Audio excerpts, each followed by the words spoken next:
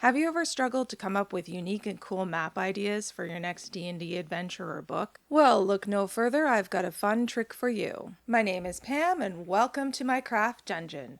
Today I thought it would be fun to try making maps using coffee beans. You might be asking yourself, how the heck do you make a map from coffee beans? Well, my crafty friends, let me show you. But before we do that, we need to gather some simple supplies. First, you'll need to gather some ancient paper. If you don't have any ancient paper on hand, you can use whatever boring plain paper you have lying around, or you can make some. Aging paper is as simple as taking the rest of your morning brew and dumping it on some paper. I've used some watercolor paper this time around. I have done this craft before, and I will link that video up above so you can check it out if you want, but please do that at the end of this video. To prevent giant messes, place your paper on a cookie sheet. If your cookie sheet has any markings on it, it will show up on the paper after it's dried.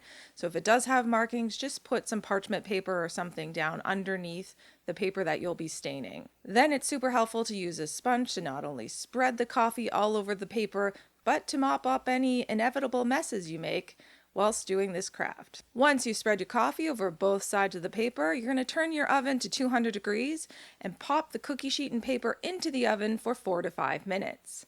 I found the 4-minute mark was about perfect for this, and I flipped the paper around the 2-minute mark to ensure that it was equally dried on both sides. Next, you're going to need some coffee beans. You can grow your own, of course, or you can source them locally from your grocery store.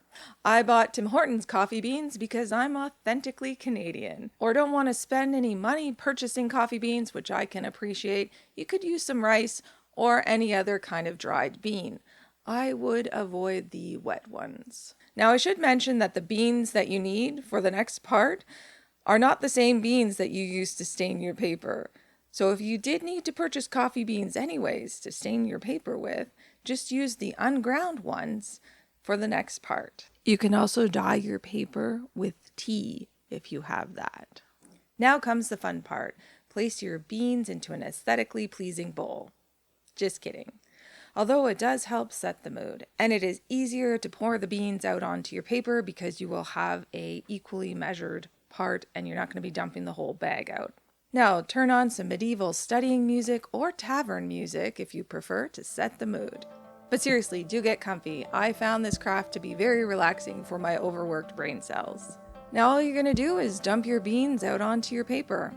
Perfect. Now resist the urge to move any of them. The magic comes from the randomness of the beans. Kind of like the randomness of your D&D character stats. And we never ever re-roll those now, do we? Now all you're gonna do is trace around the beans. I used a pencil, but you could use a pen or whatever else you have on hand. Just remember that a pencil is easier to erase things. Depending on how your beans land on the map, you could end up with a single large continent or a bunch of smaller landmasses or islands. The beauty of this is the randomness of it. And if you really don't like it, you could always re-roll or adjust a rogue bean here or there to your liking, kind of like your D&D character stats. Once you've traced around your beans, dump them back into the bowl to use for next time and marvel at your new map. Congratulations! You made an original map from beans. To spice up your map, add some features like mountains or volcanoes.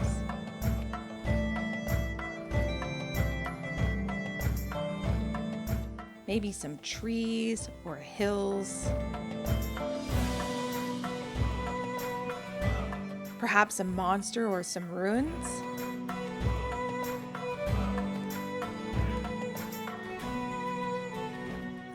The choice is yours. It is your map after all. And if you're really not happy with portions of it and you desperately need that lake or river on your map, add them in later. This is easily done if you used a pencil. If you didn't use a pencil, use a pencil next time. And if you struggle to draw things like mountains or other map elements like I do, there are a lot of wonderful online examples to reference.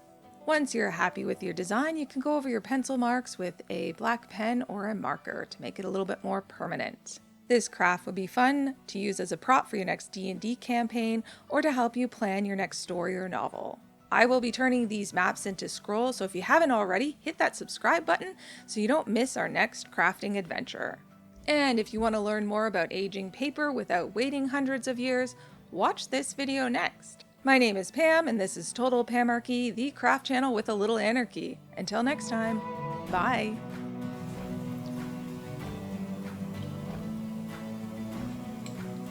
Coffee.